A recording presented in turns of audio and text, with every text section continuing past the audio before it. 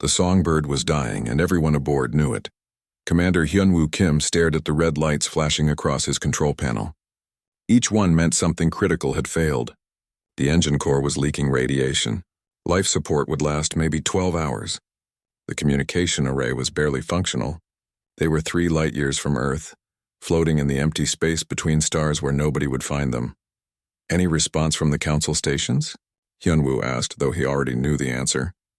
Dr. Ji-won Park shook her head. She was the ship's chief scientist and diplomat. The woman who was supposed to make humanity's first contact with alien civilizations go smoothly. Instead, she had spent 6 hours begging for help while her crewmates slowly died around her. The Thorian Collective said they don't assist primitive species, Ji-won said quietly. The Mandorian fleet told us to solve our own problems. The Zethric Union just closed the channel without responding. Hyunwoo closed his eyes. 340 people were on this ship. Good people. Engineers, scientists, families who had volunteered for humanity's first journey into deep space. They had been so excited just a week ago, celebrating as they crossed into what the aliens called council space. Now they would all die here, and Earth wouldn't even know what happened for months. Captain, a young ensign called out. Her name was Yoonji, and she was 19 years old. There's another ship approaching. Small craft. They're hailing us, put them through, Hyunwoo said, expecting another rejection. The face that appeared on the screen was unlike anything they had seen before. 4 eyes arranged in a diamond pattern, skin that looked like translucent crystal, with light moving beneath it. 4 arms, each ending in delicate fingers. Human vessel, this is Telesh of the Velkari ship Chronicles Hope, the alien said. Her voice was soft, musical. We received your distress call. We are coming to help, Ji-won leaned forward. The other species said they can't help us. Something about protocols. The other species follow many rules, Telesh replied. We Velkari follow fewer. Your ship is damaged. You are dying. This is simple. We help. You'll be punished, Hyunwoo warned. Your council has protocols against helping primitive species. Tylesh's 4 eyes blinked in sequence, an expression the humans couldn't read. Yes, we will likely face sanctions, economic penalties, perhaps political isolation, but you will be alive. That matters more. The Chronicles Hope docked with the Songbird 3 hours later. Telesh came aboard with 2 other Velkari engineers. They moved through the dying ship with careful purpose, their crystalline hands touching damaged systems, their eyes analyzing problems that human technology had never encountered before. Hyunwoo watched Telesh work in the engine room. The Velkari engineer had been there for 18 hours without rest. She had taken apart the human reactor core and was rebuilding it with parts that shouldn't work together. Human technology and Velkari technology were completely different, based on different scientific principles. But Telesh was making them cooperate through sheer determination and genius. Why are you doing this? Hyunwoo asked. Telesh didn't look up from her work. Because you need help. That's not enough of a reason. Not when it will cost you so much. Now Telesh paused. She turned her 4 eyes toward him. Commander, my species are called the Chroniclers. We record history.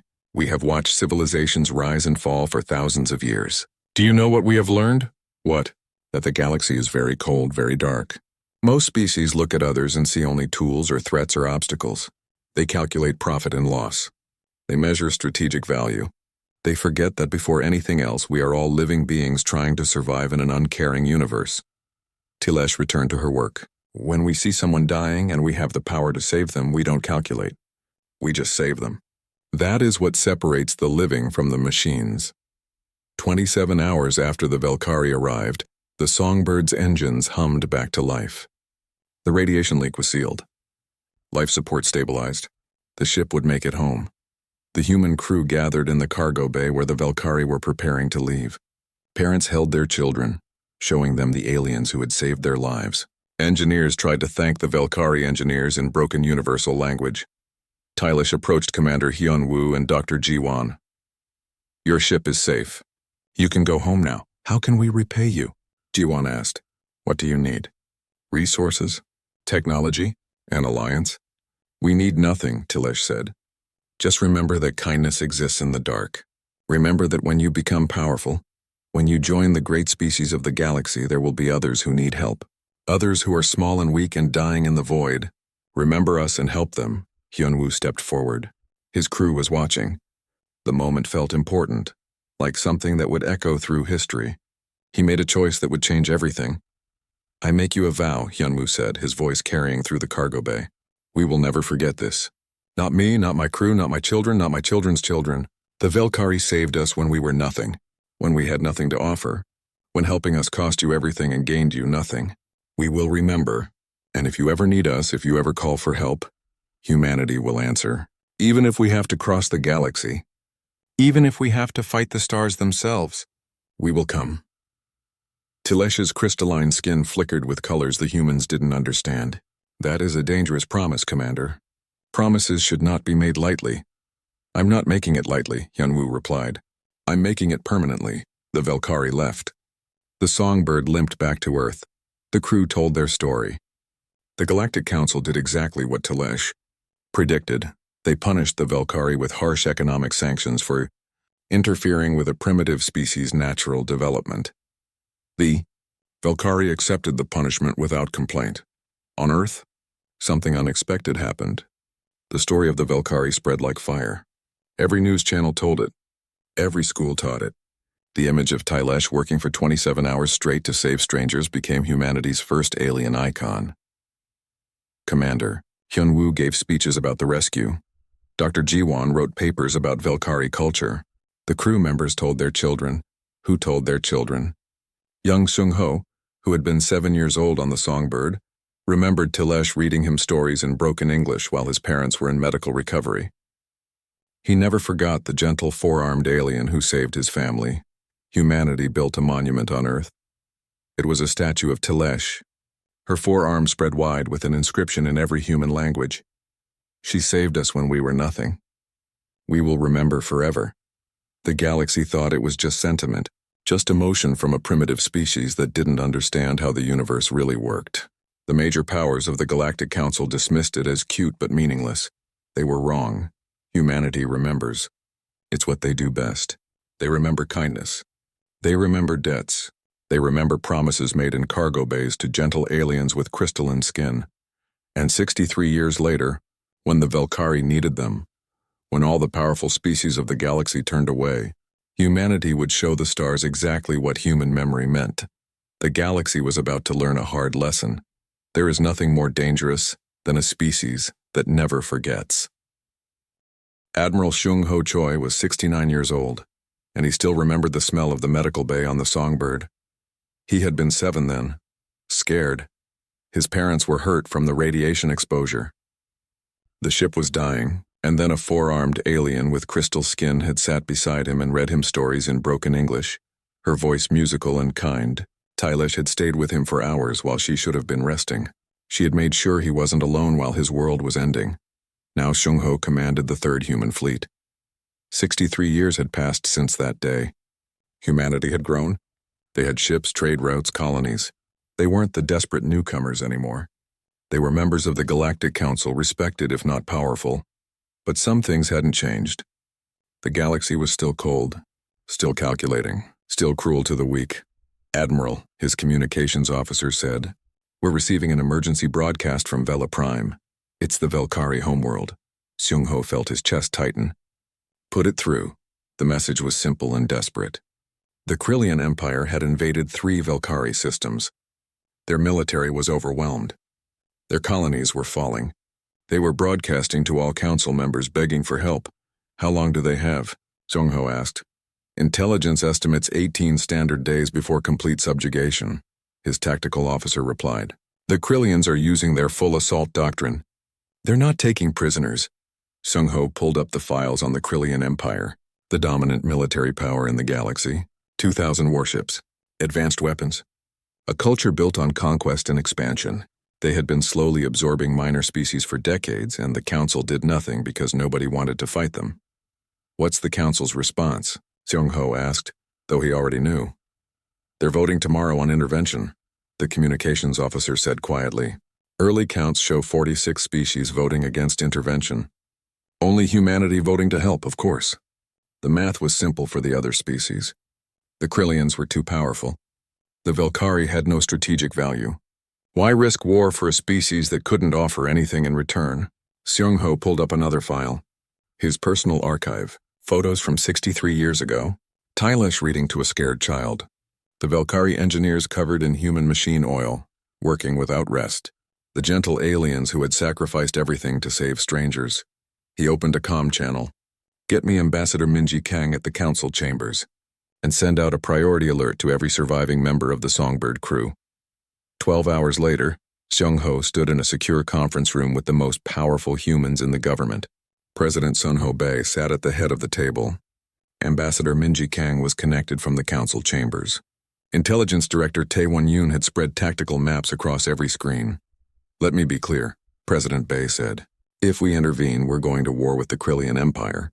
Our fleet strength is roughly 612 warships. They have over 2,000. The mathematics are not favorable. The council vote failed, Ambassador Minji reported, 46-1 against intervention. We're alone in this.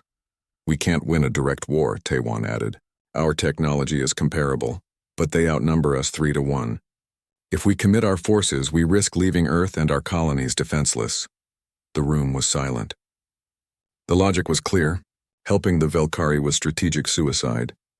I have something to add, Sung-ho said. He pulled up the old records. The Songbird Rescue.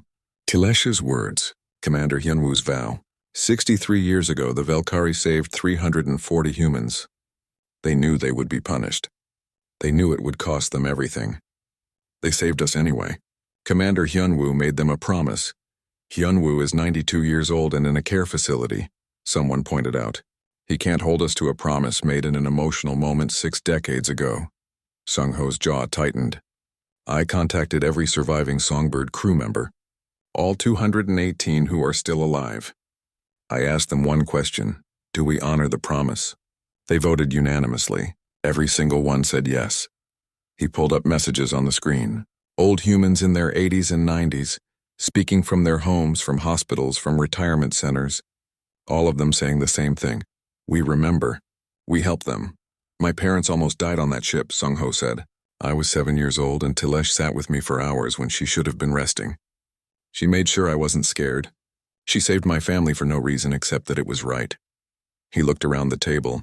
If we don't help them now, then who are we? What does humanity stand for? President Bae was quiet for a long moment. Director Tae-won, what are our chances if we commit 70% of our fleet? We'll lose at least half our ships, Tae-won said bluntly. Maybe more. Even if we win, we'll be militarily vulnerable for years. Any other species could attack us and we couldn't defend ourselves. But could we evacuate the Velkari population? Maybe. If we're willing to sacrifice our ships to buy time. Another long silence. President Bae looked at each person in the room. Then he looked at the screen showing messages from the Songbird survivors. Old humans who remembered kindness in the dark. Humanity makes a lot of mistakes, President Bae said slowly, but forgetting the people who saved us won't be one of them. Ambassador Minji, inform the council that humanity is intervening. Admiral Seung-ho mobilized the fleet. Director Tae-won, I want evacuation plans for the entire Velkari population. If we can't save their worlds, we'll save their people. Mr. President, someone objected, this could mean the end of human expansion. We'll be vulnerable for decades. Then we'll be vulnerable, President Bae replied. But we'll be vulnerable with our honor intact. The Velkari taught us that some things matter more than strategic advantage. We're about to teach the galaxy what human loyalty means. The orders went out. Across human space, ships were recalled. Crews were mobilized. Families said goodbye to sailors who might not return. The news spread through every human colony, every station, every settlement. The galaxy watched in confusion. Why would humanity risk everything for a species with no power? It didn't make sense. It wasn't logical, but logic wasn't what drove humanity. Memory was Seung-ho stood on the bridge of his flagship, the Tilesh's Promise. His fleet was assembling. 612 ships preparing to face 2,000. The math said they would lose. The strategy said this was foolish. Every calculation said to stay away. But 63 years ago, a gentle alien with 4 arms had read stories to a scared child. She had saved his family. She had asked for nothing except that humanity remember kindness exists in the dark. Seung-ho remembered. Set course for Vela Prime, he ordered. Maximum speed. We have 18 days to save them all. The fleet jumped to faster than light speed. Behind them, the galaxy whispered. Ahead of them, the Krillians waited. And on Vela Prime, The Velkari watched human ships appear on their sensors, rushing to help when everyone else had abandoned them. History was about to record what happened when humanity paid its debts. The human fleet dropped out of faster-than-light speed at the edge of the Vela system, and every sensor immediately screamed warnings. Admiral Seung-ho Choi stared at the tactical display. Red markers filled the screen like a deadly constellation. 2,100 Krillian warships surrounded Vela Prime. They had expected 600 human ships.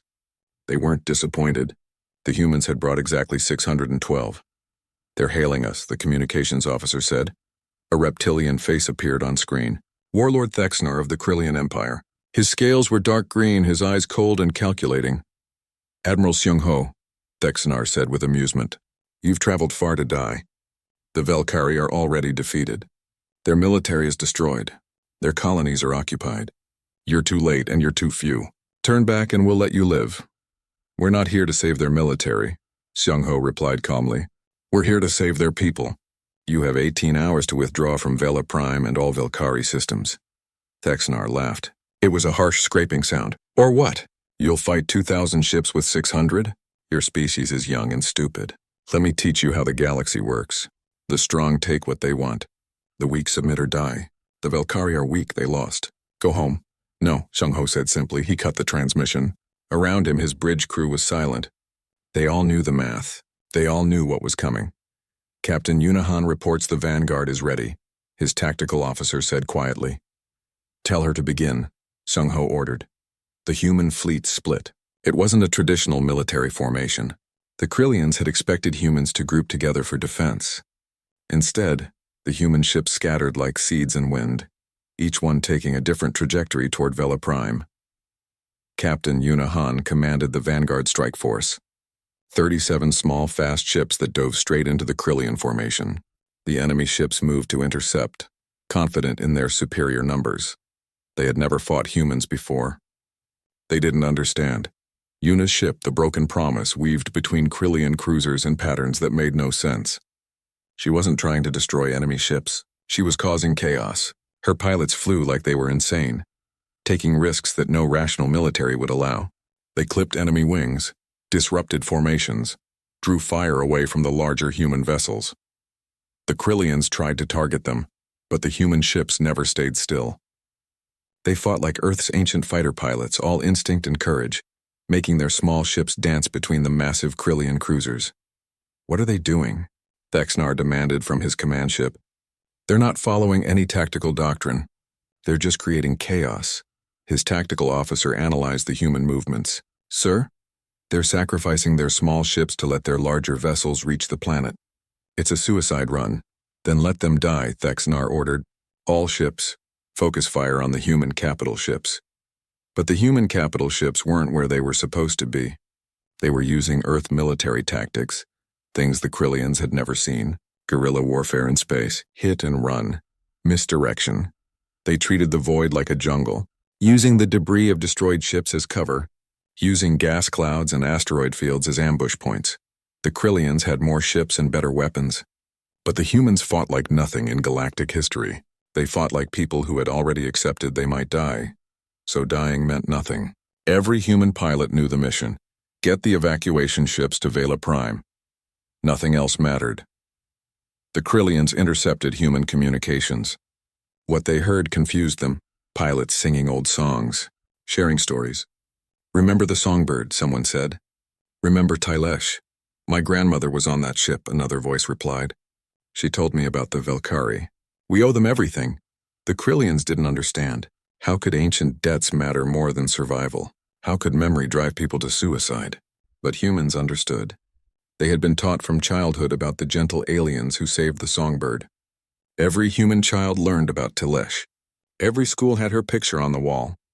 The Velkari rescue wasn't just history. It was the foundation of human identity in space. For 11 days, the battle raged. The humans lost ships every hour. Captain Yuna's Vanguard was down to 7 vessels by day 3. She kept fighting anyway. Admiral Seung-ho watched his fleet shrink from 600 to 400 to 200. But the evacuation ships reached Vela Prime. General Do-Hyun Lee commanded the ground forces. 10,000 human soldiers had landed on the Velkari homeworld. Their mission was simple: hold the last city while the transports loaded refugees. The Velkari people were everywhere. Families carrying children, elders moving slowly, scientists refusing to leave their archives. General Do-hyun's soldiers helped them all, guiding them to the ships, carrying the injured, calming the frightened. "How long do you need?" Do-hyun asked the evacuation coordinator. 40 hours to load everyone. Maybe more. You'll get 40 hours, Do-hyun promised. The Krillian ground forces attacked on hour 12. They came with armor, with air support, with overwhelming numbers. The human soldiers dug in around the last city and refused to move. They fought in the streets. They fought in buildings. They fought in parks and schools and homes. When they ran out of ammunition, they fought with improvised weapons. When their positions were overrun, they fell back to the next line and kept fighting. Every human soldier knew they probably wouldn't leave this planet. The evacuation ships were for the Velkari. There wouldn't be room for everyone. But not one human asked to board the transports. They had a job to do. On hour 38, a Velkari elder named Tilesh approached General Do-hyun in his command post. She was 134 years old. She had been the engineer who saved the Songbird 63 years ago. "General," Tilesh said, her forearms trembling with age. "You're dying for us." "Why, we have nothing to give you." Do-hyun smiled. He was covered in dust and blood, exhausted beyond measure. "You gave us everything. You taught us that kindness exists in the dark. You showed us what it means to help someone for no reason except that it's right. We're just returning the favor." "Your people are singing," Tilesh said. "I hear them through the gunfire. They're singing songs about me." "Because you're a hero," Do-hyun replied. "You saved the Songbird. You saved humanity's hope. Those soldiers out there, their grandparents were on that ship. They're fighting for you because you gave their families a future." Tears ran down Tilesh's crystalline face. "I just fixed a ship." "I didn't know it would mean all this." "Small acts of kindness echo forever," Do-hyun said. "That's what makes us human. We remember. We honor our debts. Now please get on that transport. The last one leaves in 2 hours." On hour 40, the final evacuation ship lifted off. General Do-hyun and 3,000 human soldiers remained on Vela Prime, holding the Krillian forces back until the transports were safely away. They fought for 6 more hours. Then their ammunition ran out. The Krillians overran their positions. Not one human surrendered. In orbit, Admiral Seung-ho watched the last signal from the surface go dark. His fleet was down to 323 ships. But the evacuation was complete. 94% of the Velkari population was safe on the human transports. He opened a channel to Warlord Thexnar. "You took their world," Seung-ho said quietly, "but we saved their people. History will remember which mattered." The human fleet jumped away, carrying millions of Velkari refugees to safety. Behind them, the Krillians held an empty planet. They had won the territory but lost 800 ships doing it. They had been humiliated by primitives who refused to quit. The galaxy watched. The major powers of the Council were silent. They had abandoned the Velkari. Humanity had saved them, and the memory of what happened at Vela Prime would change everything. The Galactic Council chamber had never been so quiet. Ambassador Minji Kang stood at the speaking podium, facing representatives from 47 species. Behind her, a holographic display showed footage from Vela Prime. Human soldiers fighting to the last. Evacuation ships carrying Velkari refugees. The final transmission from General Do-hyun before his position was overrun. The council members shifted uncomfortably. They had voted 46-1 against helping. They had called it strategic prudence, logical calculation, necessary caution. Now they watched humans die for aliens who had no strategic value, and they didn't know what to say. "You sacrificed 289 warships," the Thorian representative said finally. "You lost 10,000 soldiers for what?" "The Velkari don't have resources you need. They don't have territory you want. They can't repay this debt." It was strategically meaningless. Minji looked at him for a long moment. When she spoke, her voice was soft but carried through the entire chamber. 63 years ago, my people were dying in the void. The Songbird was our first deep space vessel. We were new to the galaxy, ignorant of your protocols and politics. Our engine failed. We sent distress calls to everyone. The Thorian Collective told us you don't assist primitive species. The Mandorian fleet told us to solve our own problems. 46 species in this chamber turned away. She pressed a button. The holographic display changed to old footage of the Songbird rescue. Tilesh and her engineers working without rest. The Valkyrie came. They knew they would be punished. They knew the council would sanction them. They knew helping us gained them nothing. They saved us anyway, and when we asked why, they said because we needed help. That was enough. Minji turned back to the council. You asked what we gained from Vela Prime. We gained nothing. We lost ships, soldiers, resources. We weakened ourselves for years to come. And we would do it again in a heartbeat, because the Valkyrie taught us something you've forgotten. That before we are species or nations or empires, we are living beings. And when living beings need help, you help them, not because it's strategic, not because you'll gain something, but because it's right. Sentiment is not strategy, the Mandorian representative said coldly. Your emotional response has left humanity vulnerable. Any species could attack you now. Let them try, Minji replied. They'll learn the same lesson the Krillians learned. Humanity doesn't forget. We don't forget kindness and we don't forget threats. We remember everything. She pulled up statistics on the screen. Since Vela Prime, 17 minor species have approached us requesting mutual defense pacts. Species you ignore. Species you consider irrelevant. They watched us fight for the Valkyrie. And they understand what humanity offers. Not calculations. Not strategic alliances. But loyalty. Absolute, unshakable loyalty to those who show us kindness. The council chamber erupted in whispers. 17 species was nearly half the minor civilizations in the galaxy. If they allied with humanity, the power balance would shift dramatically. This is manipulation, the Thorian representative accused. You're using sentiment to build an empire. We're not building an empire, Minji corrected. We're building a family. There's a difference. Empires rule through force. Families protect each other. The Valkyrie are part of our family now. So are the 17 species who asked to join us, and we will remember them the same way we remembered the Valkyrie. President Sunho Bai made the announcement 3 days later. The coalition of the remembered would be a formal alliance of humanity, and any species that chose to join. The terms were simple: defend each other, share resources, remember kindness. The major council powers laughed at first. An alliance of minor species and humans? What could they accomplish? They had no military might, no economic power, no galactic influence. But something was happening in the shadows of the galaxy. The forgotten peoples were remembering they weren't alone. A mining species called the Rothani had been exploited by the Thorian collective for centuries.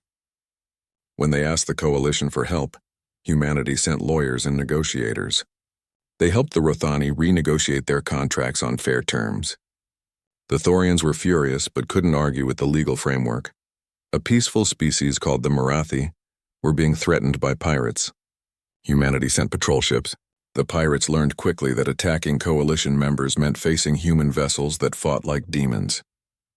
Word spread. The small species, the weak species, the forgotten species all heard the same message. Humanity remembers.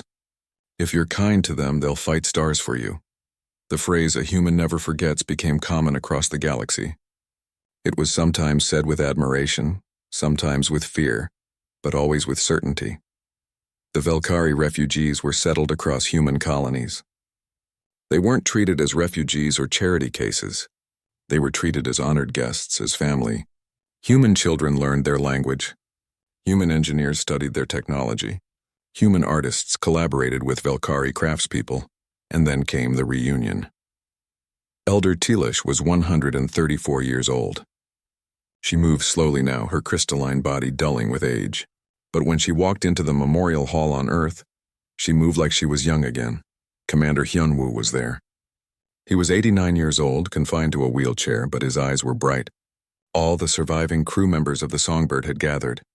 218 elderly humans who had been saved 63 years ago. The ceremony was broadcast across the entire galaxy. Billions watched as Tilesh and Hyunwoo met again, the alien engineer and the human commander who had made a promise. You kept your word, Tilesh said, her 4 hands holding Hyunwoo's. I told you it was a dangerous promise. I didn't think you'd really remember. Hyunwoo smiled. Tears ran down his wrinkled face. You saved my crew. My ship, my people. How could we forget? You taught us what it means to be good. We just tried to live up to your example. You lost thousands of people for us, Tilesh whispered. And we'd do it again. Hyunwoo replied firmly. Every single one of those soldiers knew the story of the Songbird. They knew what you did for us. They died proud, knowing they were honoring the debt humanity owed. That's not a tragedy. That's nobility.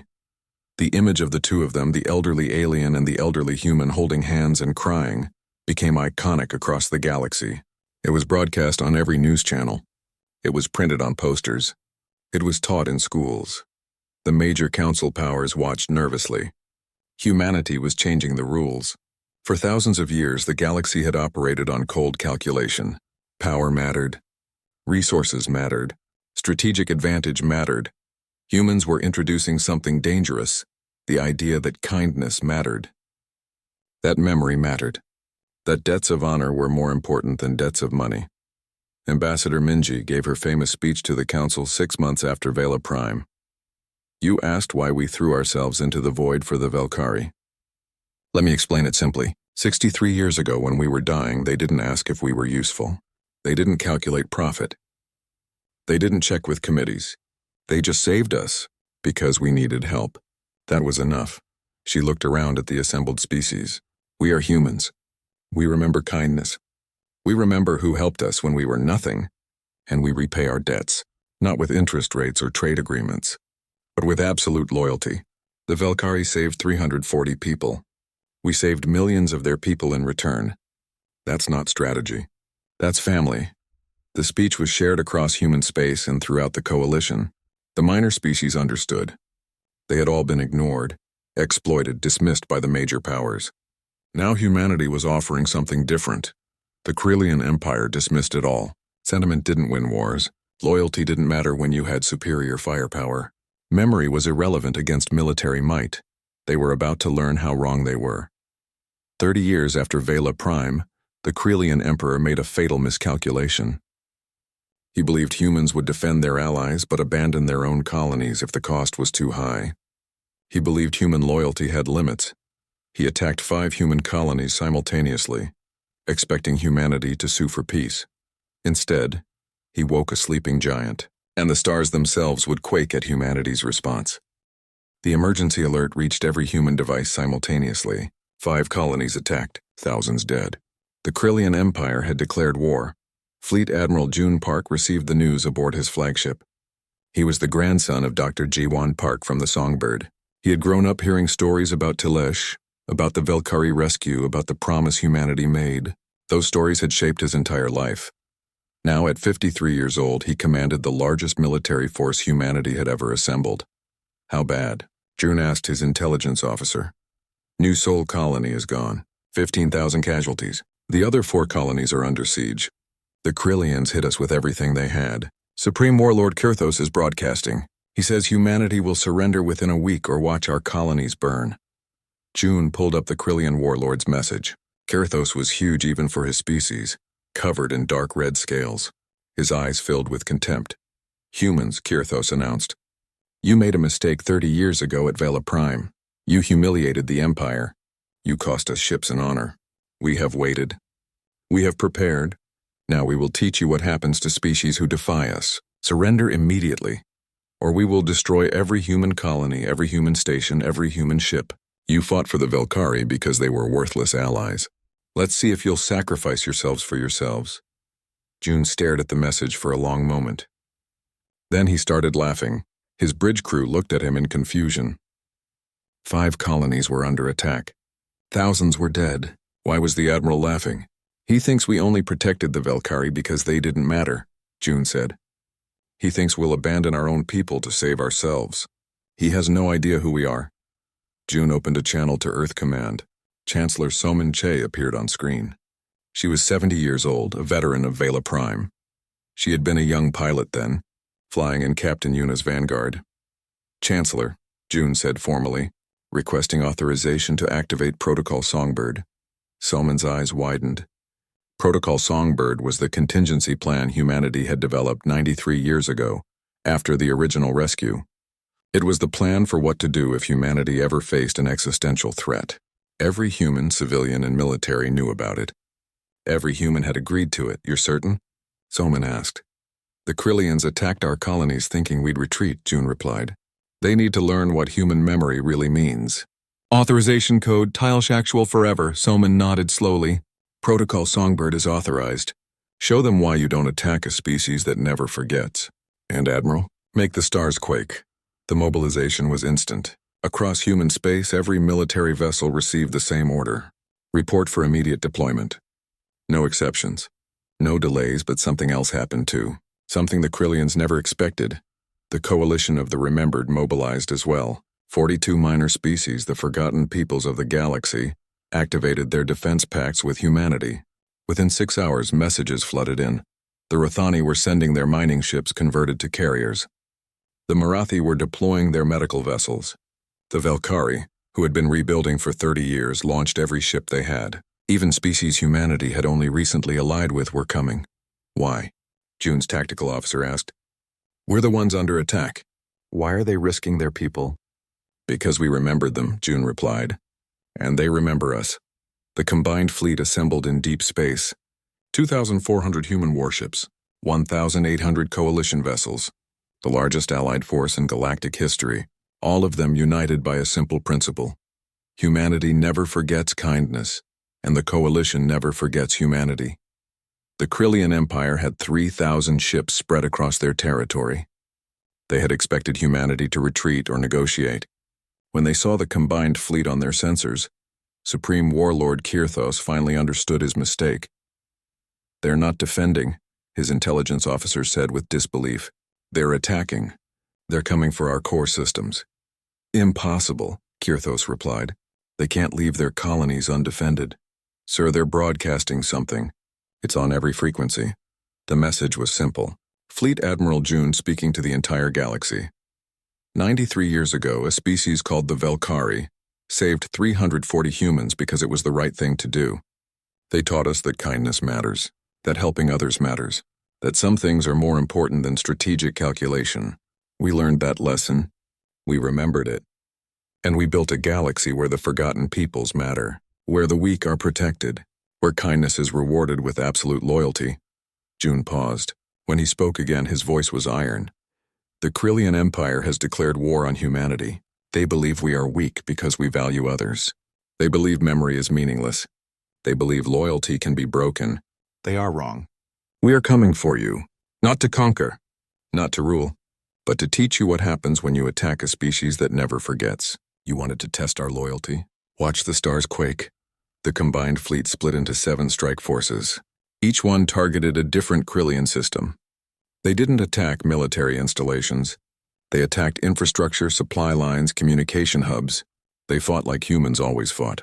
Unconventionally, unpredictably, with tactics the Krillians had never encountered. Fleet Admiral June led the primary strike force. He used the Tylish maneuver, a tactical approach based on the improvised engineering that had saved the Songbird. He took broken formations and made them work. He turned disadvantages into advantages. He fought like someone who had studied Krillian tactics for 93 years, because humanity had been preparing for this since the moment they learned the Krillians existed. The war lasted 7 months. The Krillians had more ships, but the human coalition forces had something more powerful. They had unity built on shared memory. Every coalition pilot knew the story of Vela Prime. Every human soldier had learned about Telesh. They weren't fighting for territory or resources. They were fighting for the idea that kindness matters, that memory matters, that loyalty is absolute. The Krillian Empire fractured. Systems rebelled.